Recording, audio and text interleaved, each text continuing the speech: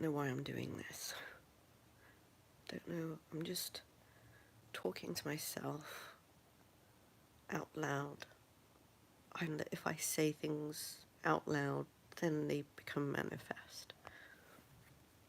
What time is it now? It's nearly 11 o'clock, 11 a.m. And for the last few days,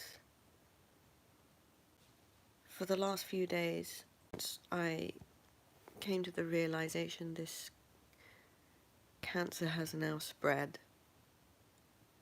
beyond the upper abdominal wall, the rib cage. So it spread into my liver and stomach area. And I've always had those intermittent pains. For many years I've had intermittent pains. They came and it would be a really bad agonizing attack, or it would be a really sudden pain that would last a few moments, and then there would be like this discomfort afterwards for a couple hours. So those were the little ones, and then the big ones that would happen at 3 a.m, 5 a.m. at night, those were the big attacks where I would avoid the emergency room if I could. A couple of times I went to the emergency room around them, and it's funny because the emergency room really doesn't do anything. They can't pick it up in the emergency room what it is. So you go back home and you end up with this $2,000 emergency room bill, and they've dosed you up high on morphine or whatever, and they haven't found anything, and they've said there's nothing wrong with you, you're normal. Don't know what it is.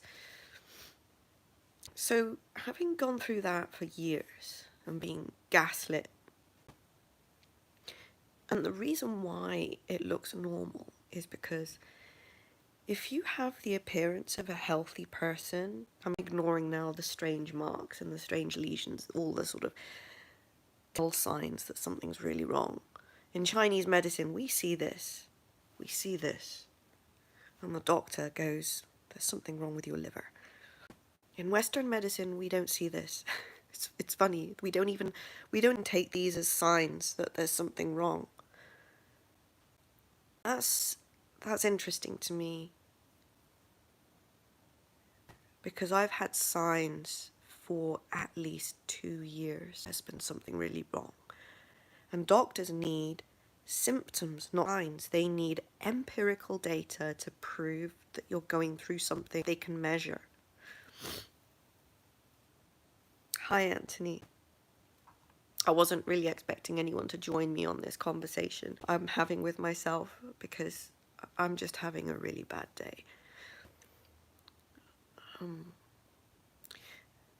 So anyway, my train of thought was, I've been having these signs for a couple of years, the intermittent pain, the agony, that goes away sometimes 6 weeks at a time, sometimes it goes away for a month, 3 months, comes back, and it's been coming back more frequently over the years.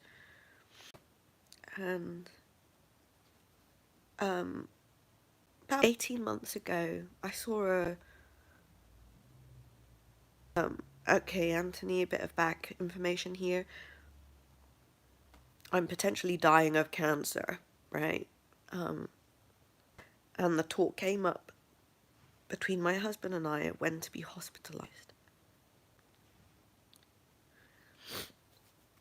So when is it that my husband can't deal with the pain of me suffering? When is that point when he can't cope with me being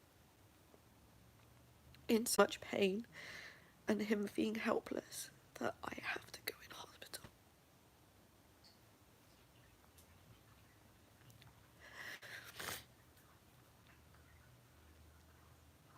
Because when someone is in pain that you love, you want to do something and there's nothing you can do.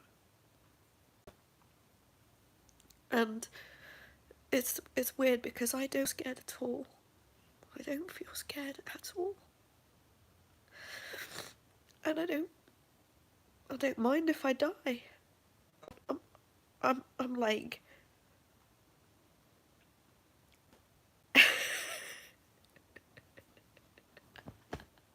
shit talk. You know, my life is just shit talk at the moment. It's like every every day, if I manage to have diarrhea is a good day because I managed to get shit out the system. Anyway, I want to try and get first back. I want to try and have this conversation in my head out.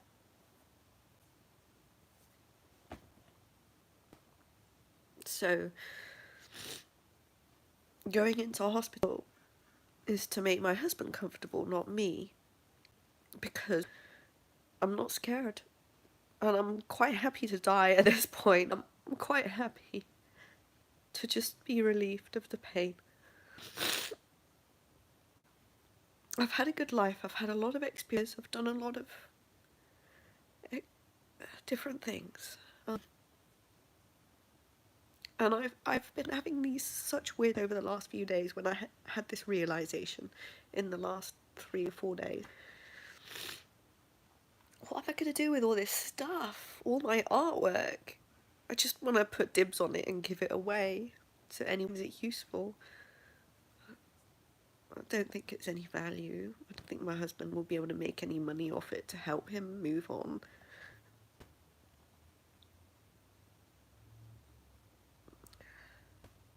All my belongings are just going to be a painful reminder, so they have to go.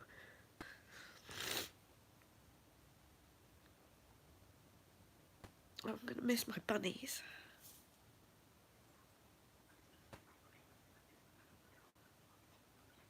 So anyway, I watched a documentary and I think everyone should watch it if they are at all dealing with a loved one that's considering going into hospital for palliative care or hospital palliative care, end of life. It's a PBS Frontline documentary, and it's called something like Americans Go to the ICU to Die, which is not what the ICU is for. The ICU is meant for intensive care so that you can recover and return to life. But apparently the ICU wards are now full of Americans dying. 80% of the people that go into ICU are not coming back. And that is a result of medical technology being able to take the place of organs sustaining life. So,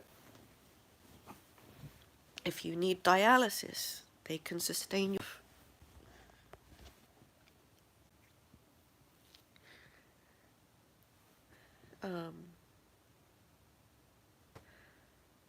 And coping with pain. I don't want to be drugged up. I think I can cope with the pain. Yeah, it's scary for someone else because it's agony. But it's harder for him than it is for me. So here's what I'm thinking. I have an oncology appointment on Friday. I'm still going through the diagnosis process, and I'm actually glad that the counter's turned to 0 because I need to get my focus back. I need to get my focus back on what I'm thinking. So at my oncology appointment, my husband will be with me, and I know that my husband will be, for himself, asking about getting me admitted to hospital because he's just terrified right now that I'm just going to die on him. And it's going to happen, possibly. Or it may not. It may be that I know how to fight this and no one believes me. But there may... So here's the challenge I'm facing right now. When internally I knew I had cancer and I couldn't tell anyone, I decided to start working on that myself, in secret almost, without telling anyone. And so after work, I would jump into the jacuzzi and I would baffle the area that I felt was clumped up with this mass. Thank you, Adrian. I wasn't expecting anyone to be here with me. I do this documentary for myself so that it saves memory on my phone, and if I get through this, maybe there's a record that helps someone else. I don't know. So anyway, the diagnosis process I'm going through at the moment is has failed me. I'm going through diagnosis at the moment, but I'm in a very difficult place because I know the cancer has progressed up my body and into my liver, which is a life necessary for sustaining life. It's in my liver and it's in my stomach. And that's what makes this cancer agonizing. And so I have tactics for actually managing the pain. And I do those quietly, and no one notices. My husband doesn't notice when I'm doing it.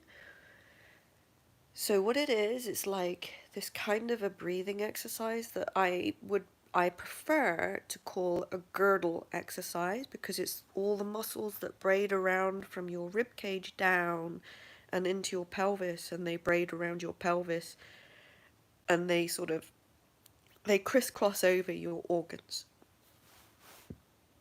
And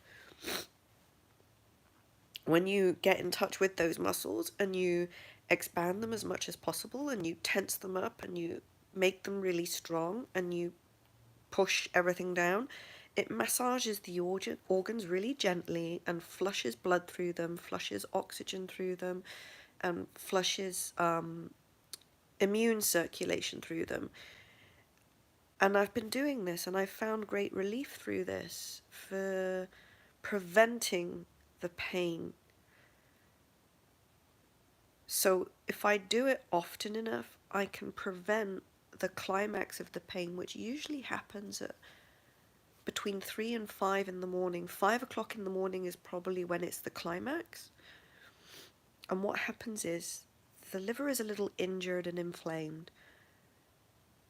And it starts at 3 in the morning, it switches on and it starts these excretions. But if the bile ducts are kind of swollen, the excretions can't move freely through it. So this swelling starts to take place in the form of grapes. And I feel like I have a liver full of grapes. And the grapes don't move. They're highly under tension and it feels like they're going to burst. It's just agonizing pain. So I try and moderate this sort of build up of swelling. I try and moderate it by doing these girdle exercises, and I can do it while I'm lying down trying to sleep, because the pain has woken me up, right? It's not just the pain that's woken me up, it's the intense sweating, it's the drenching. So, like, all my pajamas, I throw them off. There's baby girl. I just, I literally thought she peed on my duvet because I sweat so much. But it's me, I'm sweating. So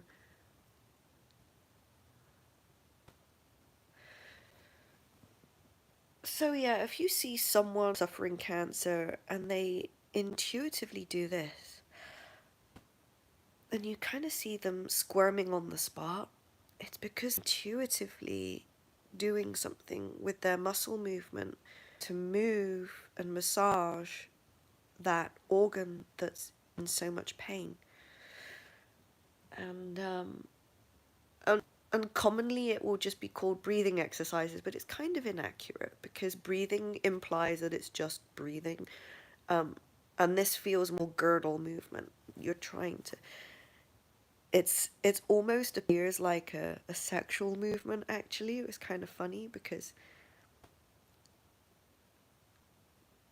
it it gets down to the pelvic floor when you follow the ripple through. Adrian, I'm not letting my down. It's okay to cry. It's okay. I've just been in so much pain. And I'm not scared at all. So I'm fine. I'm not getting down. If anything, I am probably um, not typical person in the fact that I feel like I'm very proactive about everything. I'm not sitting here. I'm not waiting for cancer to consume me. I'm always working on it. I'm always working by moving those muscles around to get the oxygenated blood flowing, to get the immune system circulating, because the immune system can see cancer and it can fight it. But also what causes the swelling. So you get a tumor, and all of a sudden, if the immune system can see mass, what does it do? It sends in the troops to kill it. And the swelling surrounds the tumor, and it becomes really tight, like an edema around the tumor, and it's painful. It means you're fighting the cancer, because the cancer itself doesn't hurt. The cancer itself grew because the immune system was blind and you couldn't feel it. So it's been growing in me for years, unseen, walled off by the body in some way. The body couldn't see it. And even though there were subtle sensations, I knew there was something there. I didn't know how to scratch the itch at that time. I didn't know how to get my immune system to see it. And then when I saw it in the MRI, this was back in December after Christmas, I had an MRI done at a non-hospital location, and it was a awful place. It was really awful place because my insurance company that I battle with, they were like, no, you can't have the MRI done at a hospital location. You have to have it done at an outside hospital location, which caused so many problems. Like, because it was a non-hospital location, they didn't communicate with my doctor. The doctor had to give them something to look for. So the doctor said hip pain, and they completely all my organs, and they missed this huge area that was mummified in this cloudy, hyper intense inflammatory tissue. And I saw it and I'm like, dude, this is not fair. I'm not supposed to be a radiologist and I can see that stuff. And I waited for the radiologist report and it took 2 weeks to come, and it said, everything's remarkable, all the muscle planes look normal, everything's fine. So basically, I was a C grade student, some near failure from medical school who got this shitty job, who didn't care that the person having the MRI was in a lot of difficulty, and he missed the source of what could be the hip pain. It just made me so mad because if he had said something back in beginning of January, I might have had some time to start chemo or start something, but he missed it. And it's taken me until now, until February the 4th, which is my next oncology appointment, to get all the doctors on the same page that there is something wrong. And even though I've had surgical biopsies done, because they know something's there, but they're not sure what it is, and they won't tell me. But it's like, come on, you can tell me, you know? I'd rather than you try and protect my mental sensibility and not tell me unless you're really sure. And it's like, come on, this thing's strangulating my organs. So, and it's not supposed to be there. I don't care if it's benign, it's not supposed to be there. And how is it? A person who's not supposed to be reading an MRI looks at that and can see it. So anyway, I was alerted 6 weeks ago that I let this go on too long. And it's not like I let it go on too long. I just relied on the experts in the medical field to corroborate that there was something wrong, but no one did. So for 2 years, I've been living with these mercurial signs, not symptoms, because symptoms you can kind of measure, and they all gaslit me and told me nothing's wrong. And I was just thinking to myself the last days, what could I have done to get them to see it? What could I have done to help? And I still can't answer that question because all my blood tests came back normal. Everything that I was doing came back normal. And you know why? Because I'm pretty fit. I'm not obese, I'm not overweight, I'm not. And what that means is if you are not overweight and you're pretty normal looking, is that your organs, when one organ is suffering, the others are able to compensate. So that disguises the results. You won't be able to see anything. So anyway, hang on 1 second. I'm uncomfortable a second, hang on. I sleep on the sofa now. I don't sleep in the same bed. Sometimes I sleep on the floor. Because the discomfort I have at night is, I'd rather be alone. And I'd rather honestly be with my bunnies because they don't talk, they don't know anything. They can comfort me if they want, and that's really nice. If Beano is lying on my belly and he's keeping me warm, and the weight, his 10-pound weight, and I'm breathing through his weight, and that's enabling the muscles to massage my liver and milk it out of all the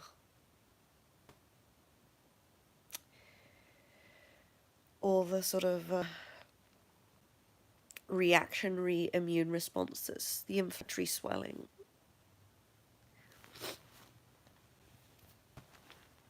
So anyway, I don't want to go into the ICU. I don't want to go in hospital. And I'm not saying that as a selfish thing. I'm saying it because it's very uncomfortable. I can't do what I want. So today, it's just past 11 now, and I'm going to force myself up through the pain, and I'm going to put on a swimsuit and go to the jacuzzi. I'll live over there, and once I plop into the jacuzzi's doing the circulation for me. So the jacuzzi is filling all that blood flow for me. I'm not doing the work. It's easy. I can sit there, and if I choose, I can get the nozzle down my belly, on my abdomen. I can get it on my hips. I can choose targeted areas where I want to reduce the discomfort. And I can do that for maybe a couple hours. I can't do more than a couple hours because if I overdo it, I'll end up in pain as the inflammation starts to kick in, the immune response kicks in, because once you've scratched an itch, the inflammatory response kicks in and it causes this swelling, and that swelling hits you at night at about 3 to 5 in the morning. And that's when your starts crying and it's so painful.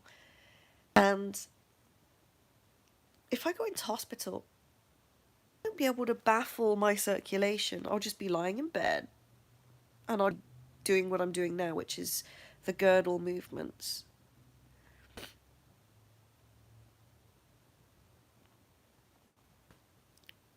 So the girdle movements really help.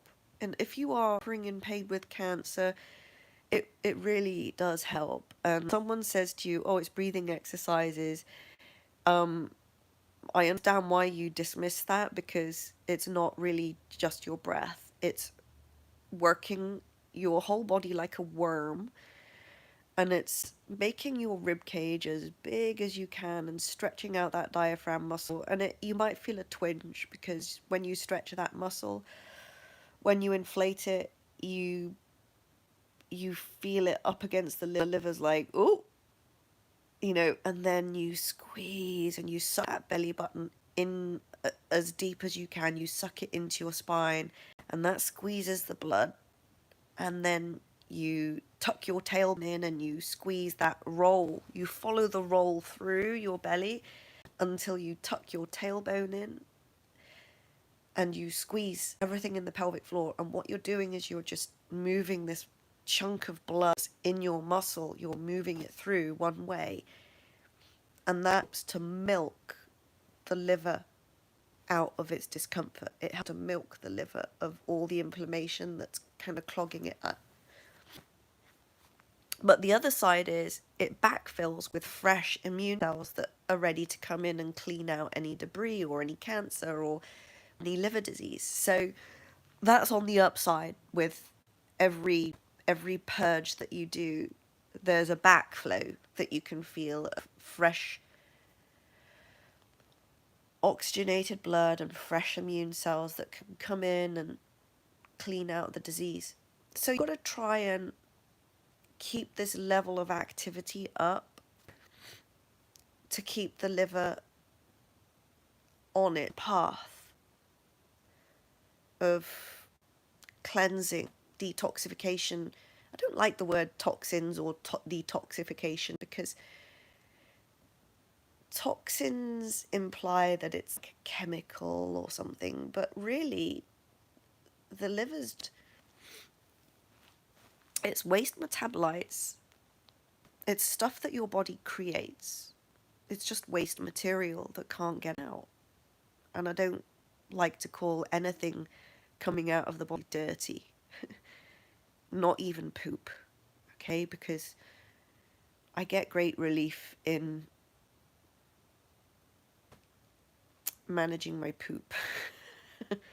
So, I mean, people are grossed out when you talk about poop, but if you're free to deal with it, as I have been doing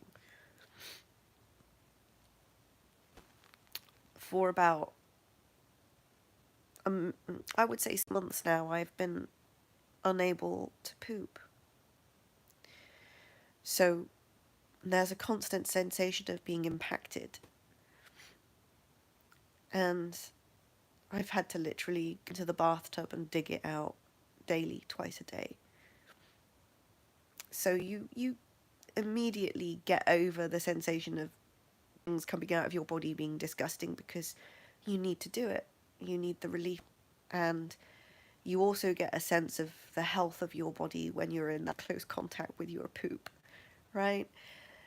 There was a time about 6 weeks ago, up until 6 weeks ago, every time I was digging my poop out, it would come out with pus. That stopped happening now. In actual fact, it's a good day when I have diarrhea, because then I get out. And so I've learned now how to make my stool loose, which is good. That's part of self-management, is to make my stool loose. So all these things I want to go into hospital for, because I'm in control. If I can dig my poop out, or I've got the opportunity to go to the bathroom and just out, I'm okay. If I can go to the jacuzzi and get the jacuzzi to step in and do the circulation work for me, I'm okay. But if I go into hospital, I want to be an inconvenience and ask someone for a digital extraction. I don't want to. I can't do laxatives. It's too painful. I don't want to be pressing the button and asking the nurse, "I'm sorry, I'm in pain right now." I don't want to have to wait 5 minutes when they can make their rounds and come back to me. I'm in agony. I don't want to feel like a burden for people that are doing their jobs not to know what I know about my body and help myself out.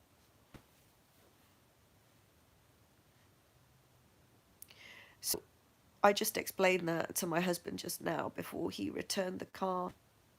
He hired a car so that I could have the biopsy yesterday. I made the surgeon and his assistant piss themselves laughing yesterday because I'm getting a bit used to being poked.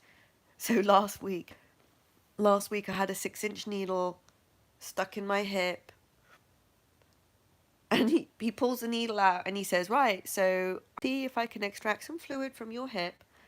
And I'm looking like, "You're not going to get any fluid out." And I guess to people looking, they'd be like, "Oh my God, that's scary." I was just like looking forward to his reaction. He pokes the needle in and I'm like, "Oh, right there." And he says, "Oh, does it hurt?" And I'm like, "No, no, no. Stick it in deeper. Oh, it's so itchy." And he's like, "Okay." He says, "I can't get any fluid out." And I'm like, "I didn't think you could. I've been baffling in the jacuzzi every day. Vibration has been going in and jiggling it about, so there's no edema. You can't get any fluid out." I knew it. He's looking at me like, "What?" I know my own body so well. And he goes and he gets a second needle, another 6-inch needle, and he goes, "Okay, so what I'm going to do now is stick some lidocaine in your hip, and you go away and play with it for 4 hours because you'll be pain-free. And let us know what you think afterwards. Make a follow-up appointment." So he sticks the needle in, and I'm like, "Oh, right there." He goes, "Have I hit the spot?" And I'm like, "Yeah, yeah, yeah. It's really itchy. Just please." So he injects it with the lidocaine, and I'm like, "All good." He walks out the room, and I'm like, "Okay, I'm gonna go get dressed now." I get off the table and immediately fall over because my leg's not working. And I didn't expect it.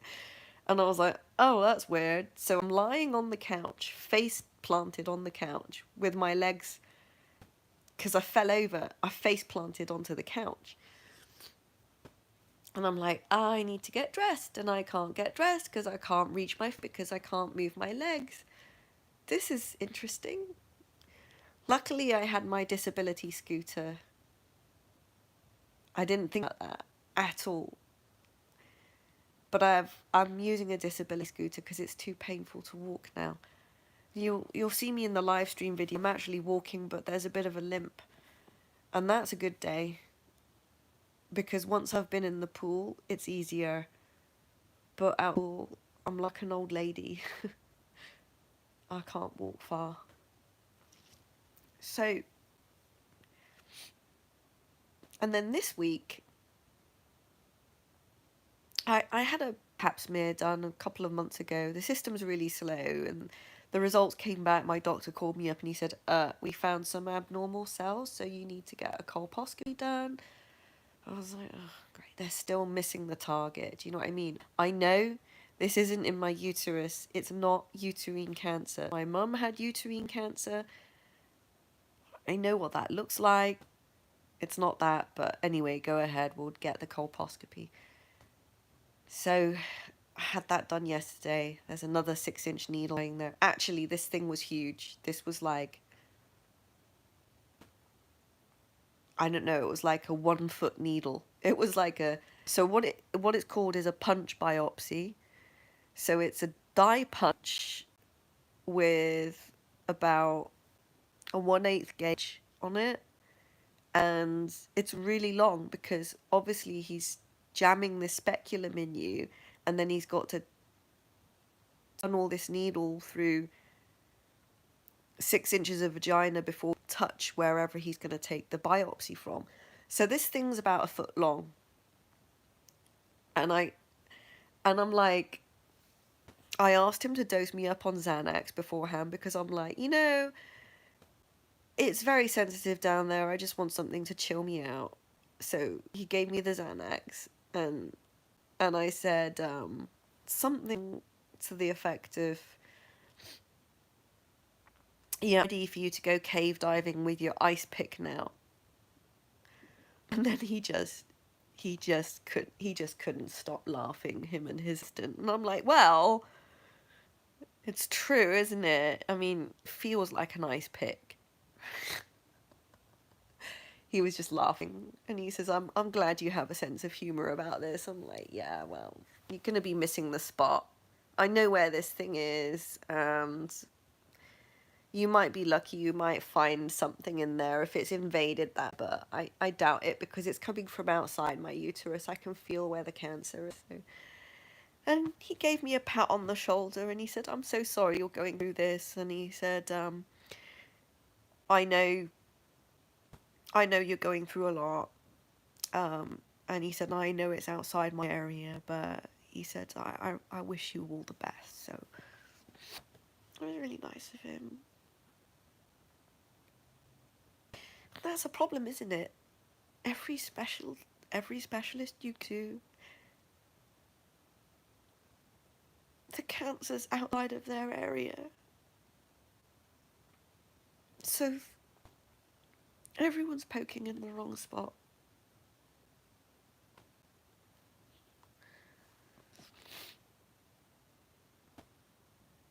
So even though I'm having all these biopsies done right now, they're all in the wrong spot.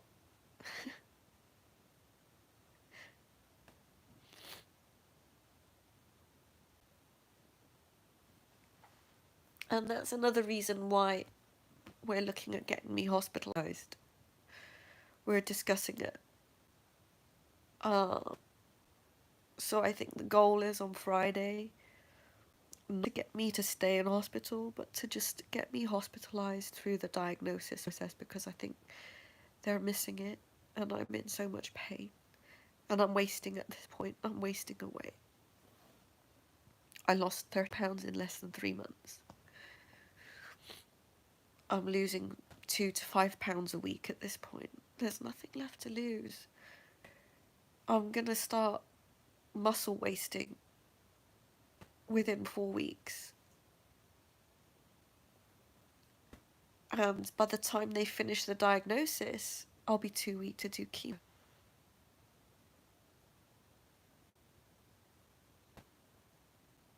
If I want it. But the diagnosis has to be very in-depth, very at the genetic level, at the mutation level. They have to not just find out what type, whether it's an adenoma or lymphoma or leukemia. They have to find out what genes have mutated, which have enabled the pathway for this to happen.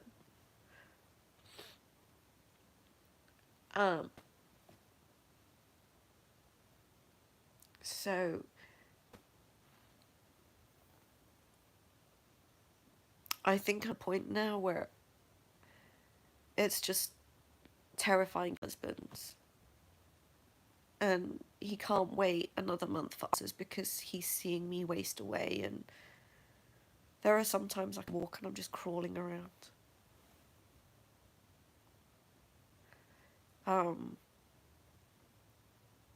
And I think he wants to move the diagnostic process forward in an urgent manner.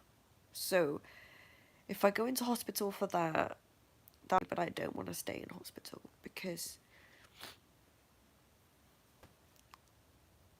if I'm in hospital, I cannot do the things I need to do to take care of myself, like baffle the cancer, the circulation in the jacuzzi, like digging poop out and controlling my stool behavior, because if I know how to make my stools loose without the aid of laxatives, I've gotten used to doing that to get it out.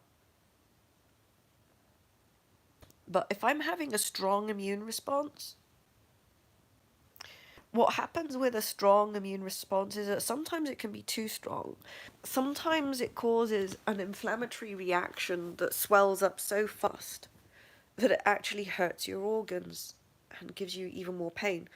So I have to kind of moderate it or modulate it so the inflammation response is a continuous low enough pain to manage.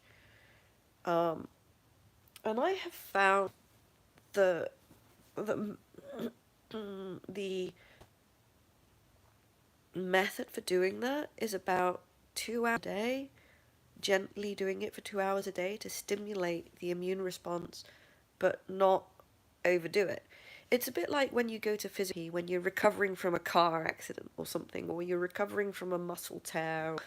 You go do your physical therapy and it's painful, and then there's a recovery process of 2 or 3 days before you can reattempt the initiation of that inflammatory response to clean up the debris, to clean up the marking, and help the new cells come in behind and do the pack.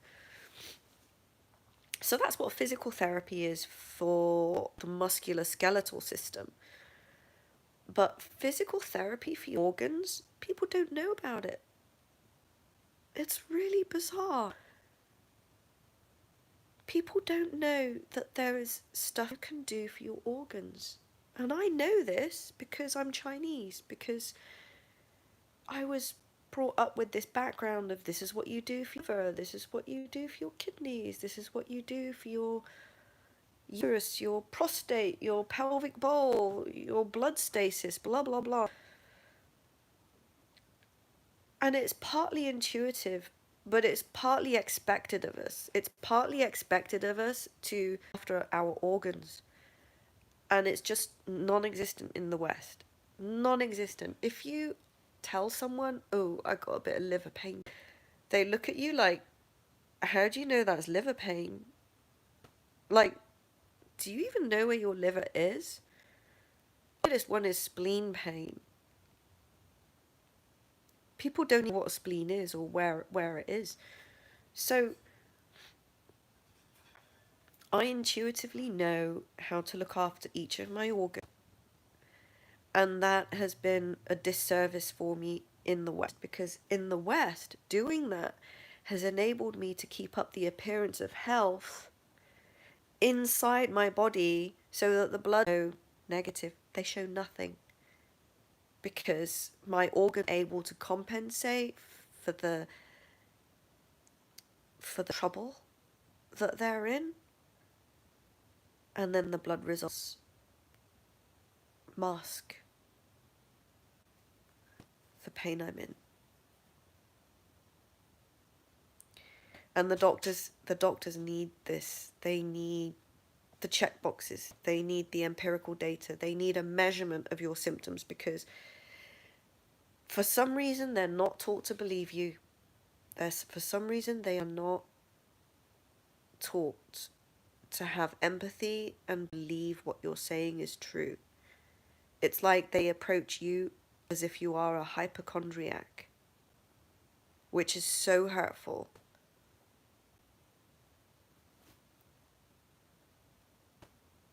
I can't poop. Don't worry, it's not going to kill you. But I can't poop. You're just constipated. Do more magnesium and laxative. No, but I can't squeeze my butthole. Maybe you need an anal mammometry, which is, I've been through this, it's the most humiliating, dumb thing. It's a Western invention that circumnavigates the cause of not being able to poop. So if you can't poop, you can't squeeze those muscles down there, there's something wrong. And they should be looking at the tissue down there. They should be looking at it. But they don't. So what they do is they make you sit on a butt plug with sensors up it. You sit on this buck with sensors up it, and there's a green dot on the screen, and the nurse tells you to cough, and then she tells you to bear down like you're going to the toilet. They're so polite. And then they look at the dot and they say in the wrong direction. You're supposed to be moving it the other way. So essentially you're sitting on a joystick that you're controlling with your rectal muscles.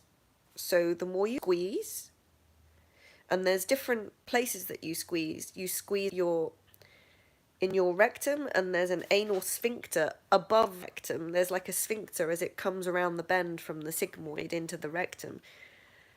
And it's measuring the squeeze. And then they need to look at the screen and make the dot move up the screen or down the screen with your bum muscles. And I'm trying to figure it out, but it's moving in the wrong direction. Over the years, as I had these intermittent symptoms come and go, I figured out that, yeah, my muscles are not in sync down there, but that's something strangulating the nerves. It's something growing there and clumping around the nerves and kind of atrophying those nerves so that I'm losing some of the bowel control. I'm effectively bowel incontinent right now. So the only time I can poop is literally when my descending colon is full and it uses the entire pressure of the side to push the poop out of me. It's not coming from my rectum. Like, how can the medical system in the West think that we're going to treat the symptom, not the cause, is okay? Because the symptom is I can't poop, and let's give you a butt plug to sit on. It's called an anal mammography.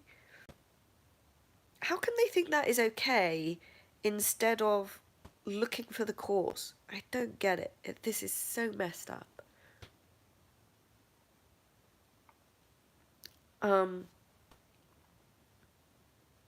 All the people that were racist to me when I was a child, go back to China, go back to where you came from, the brown child, or whatever. I kind of wish I could. I've never been to China. I'm a mongrel child. I'm half Chinese, half British. And I always felt terribly pained that no one accepted me where I was growing up because I was different, because I was Asian. And the Asians probably wouldn't accept me because I wasn't Chinese. I didn't know enough. And I didn't have enough Chinese education. I'm unfamiliar and uncouth with their traditions. But I love my culture. I love the history and the richness of our culture, because the culture in the West is only a few hundred years old. In America, it's a couple of hundred years. So over here, it's like, if we were to measure culture in terms of decades, then over here, the culture is a toddler. It's like a 2-year-old temper tantrum brat, likes to argue and stamps his feet. I want, I don't get what I... And just has a tantrum, and there's Trumpism, and there's politics, and there's people that are so inflamed with their emotions, and it's like bad parenting in the US. It's like the whole country is just lacking of parenting, lacking of education, disrespectful of, you know. I'm sorry, I'm having a rant, but that's what I see, because compare it to my culture. There's a lot of stoicness.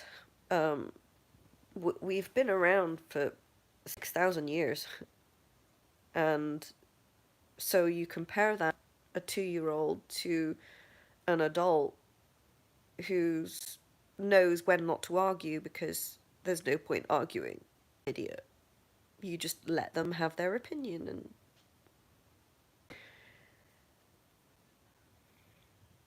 so that's my view of the different cultures. It's not one better than the other. It's just that one is very underdeveloped and very in its early phases. So anyway, I was documenting on this live stream because I wanted to figure out at what point do I go in hospital, what are the conditions I go in hospital, and I think I know what that is now. So on Friday, I'm going to have the discussion with the oncologist with my husband present about getting me admitted to do emergency diagnosis at this point, because I won't be strong enough for any therapy. If they figure out what therapy I need, I won't be strong enough to do it. In 4 weeks, I have about 4 weeks before the weight loss becomes. I'm already having difficulty getting out of bed in the mornings. Every day now is more and more difficult. So I think that's the goal, just to get through emergency diagnosis, to speed it up, because I've been poked so many times this last. Oh, I think I'm having a blood draw this week for my DNA. The phlebotomist coming here, they do like 1,000 different markers or so crazy, and they're able to test which genes have mutated and fallen through the cracks and been deleted or whatever, so they can find out what gene mutations are likely to be causing my strain of cancer. So officially it's not on the record yet. Officially it's not on the record that I am diagnosed with cancer, because they can't say it until they know how to dot and cross the T's with all my genes.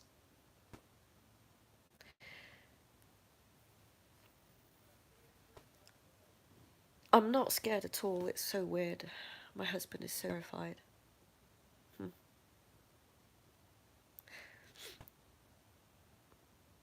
Last week I was feeling a bit better.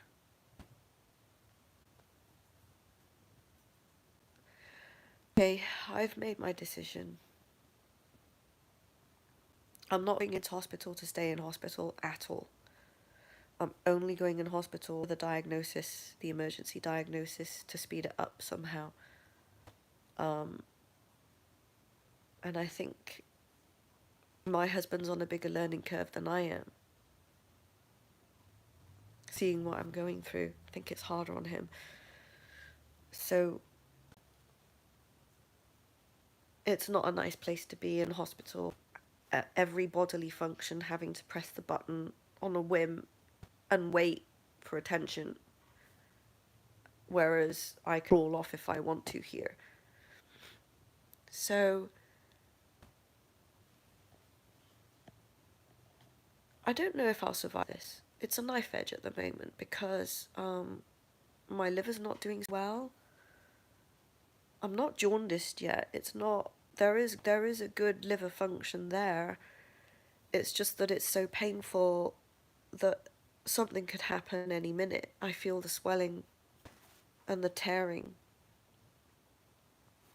And I'm trying to keep tearing at bay by constantly milking it, by doing the muscle girdle work, by doing the sort of rippling belly thing. And it works. It helps.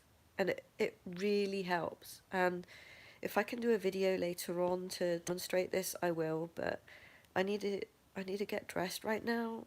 I bought myself a really nice cuddly set of pajamas, so I'm gonna go get myself really comfy in my new pajamas now. I sweat through my old ones, and I've just self-hygiene's really difficult right now because I'm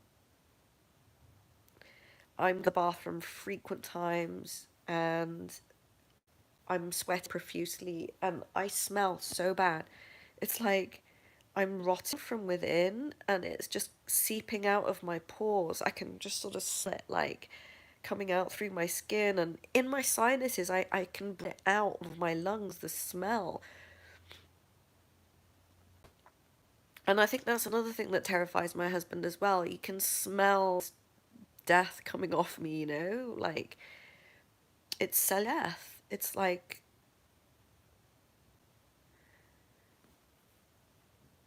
yeah.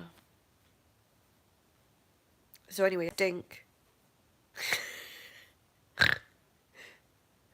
Oral hygiene's important, and that's difficult as well.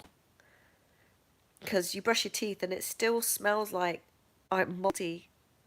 Because the lymph nodes that are swollen here, there's a swollen lymph node inside my jaw there.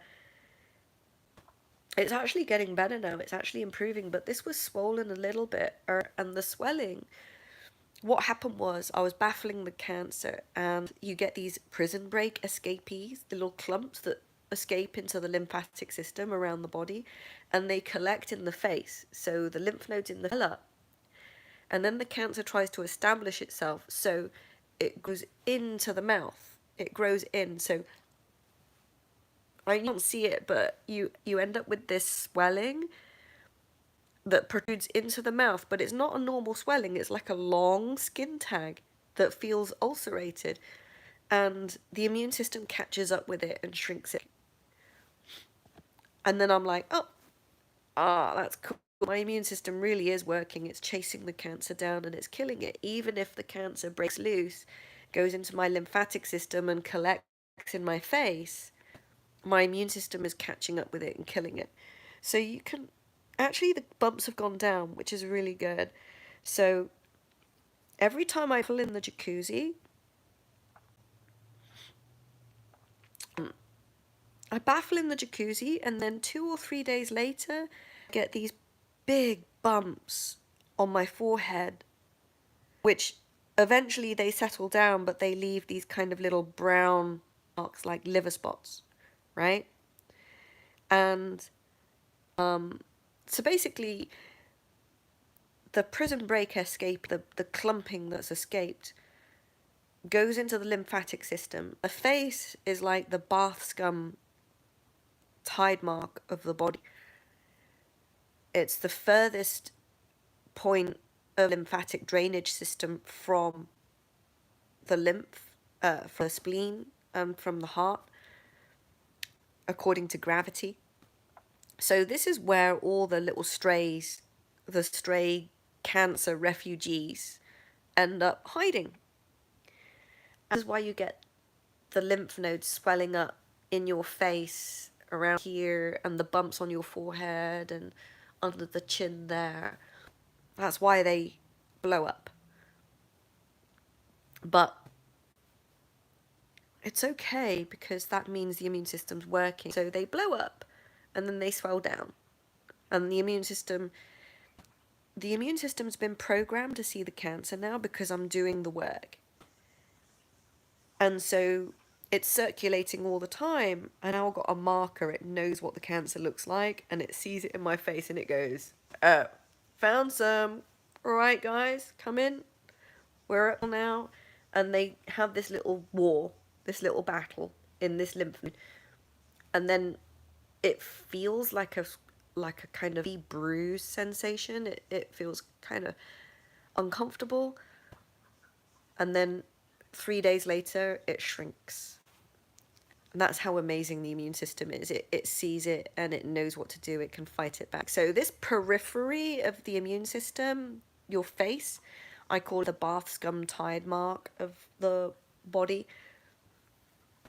The prison break escapees make it here, and then my immune system just tracks them. Thanks for the love.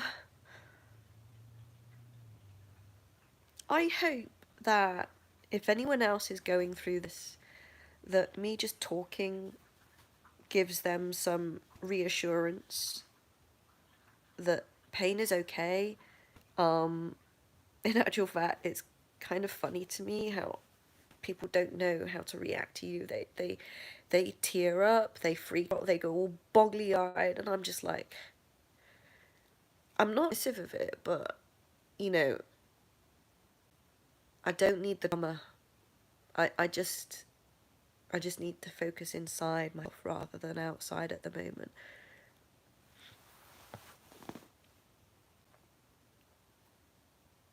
So I'm gonna clean myself up now. Thanks for the love. I don't know how you're doing it, but people are sending little hearts up. That's really cute. Thank you. I feel better now. Last night was a really awkward conversation with my husband because he wants me to go into hospital. He doesn't see me in this much pain, right? But it's just part of the process. I honestly feel like it's part of the process, like physical therapy is part of the process. The only thing that's unnerving is when you get a certain type of organ pain and it's agonizing. That's terrifying because if it's the first time you felt it, it's terrifying. But if you've gotten used to it, the only thing terrifying is how bad is it going to get, right? But for me, oh, I know what to do right now. I know how to get the pain level down. So I'm just calm. I'm calm. And I do the squirming. Oh, that's a word for it actually. Squirming. You do the squirm. You make your rib cage as fat as possible and you squirm and squeeze and you tuck your tailbone in and you squirm your spine. You make it as squirmy as possible, very slow and contractile, as hard as you can squeeze. Yeah, that's it. It's squirming. It's great. It feels really good. When you do the first squirm, you feel the pressure in the liver. You feel the pressure, like you might be able to get a sense of the grapes of swelling in your liver that don't move. And your liver is very flexible and pliable. It can move around it, but the swelling doesn't move. So you feel the pain. It's a bit like touching a boil. If you get a boil on your face, you want to kind of poke it. You want to go, ooh, you know. And the poking kind of gives it a bit of relief because every time you poke it, the inflammation's really thick and sticky and it doesn't move. But if you poke it and jiggle it, it gradually starts to dissipate. But you have to be careful how you poke it because if you poke too hard, you can stimulate the inflammatory response, which makes things swell up faster. So you have to poke it in a very gentle way to enable the sticky thickness to move out, which is why the jacuzzi is brilliant, because you're not putting any direct poking on it. You're not putting it, there's nothing direct. It's just the wave and the vibration and the jiggling around that's enabling these sticky protein molecules to kind of, like spaghetti, to kind of unravel and declump from your cells and move out of the organ. So, okay, I'm gonna get up now, and I might see you later if people are interested in following what I do through the day to get this. I know I'm stage 4 cancer, and the knife edge is determining when it becomes terminal. And I think I am not near terminal. It could happen, but I'm definitely on the other side of that fence at the moment because I'm managing liver. And if you're in ICU, it's terminal. So, and I don't even want to be in ICU if it's terminal. Sorry, but it's just a horrible place of beep, beep, beep, beep, and people that I don't want to have a conversation with. I don't know. Anyway, I think I'm at least 4 weeks away from having any tipping point of it being terminal. I have 4 weeks to get the time to withdraw from my liver. Um, that's kind of the limit because it's a race my weight loss and trying to cull the disease back at this point. And I can cull it back at a certain rate. I can cleanse my liver at a certain rate, but I have to modulate it. I can't do it too fast because it will cause too much swelling. So, but yeah, rather like an athlete can suffer pain from physical therapy, cancer pain is it's a workout for the immune system and it's a workout for all your organs. So you have to look after each organ, and that's something we absolutely don't know how to do in the West. We aren't taught, and I find it really sad because people are in this country with how to manage their organs. Like we know about all the fitness yoginis and influencers. We know all about them because they're doing the splits and they're doing this curling and they're doing cross training and they're doing all this stuff. But no one out there is showing people, if you have these signs, not symptoms, if you have these signs, you need to work out your kidneys or your liver, your spleen. No one's doing that over here. Maybe I should. That's a thought. But I tell you this, they do it in China. If you go on Xiaohongshu, is the Red Note, which is an app you can download on social media, and you go on Xiaohongshu, Red Note, instead of Instagram, instead of Facebook, you will see how the Chinese people post daily. This is how you nourish your kidneys, and and they're not doctors, just everyday young people know this, showing how they strengthen meridians, which is the communication to all your organs, to stimulate those organs, to strengthen them. Your organs rely on each other, and when one of them is suffering with illness or with cancer, the other organs step in to compensate. And there are signs, not symptoms, to show you're you're doing a lot of compensation. You need to look after that organ. I'm telling you, go if you are if you suspect you have cancer. And I don't even like the word cancer because it conjures up such negative connotation. Um, and it conjures up here as well, like, oh, if I have cancer, it's going to spread, it's going to do this, going to do that. Well, it's not. Your immune system is fully capable of fighting cancer. It's if you've let it go blind for so long.